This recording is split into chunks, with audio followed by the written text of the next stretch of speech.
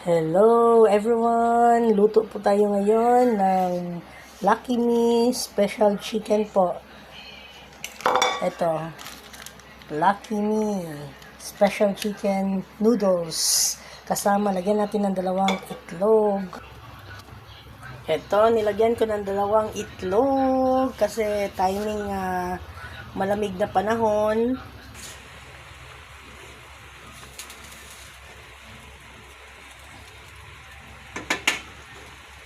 Eto, masarap ito masyado. Simpleng simpleng pagkain pero nakakabusog din naman ito.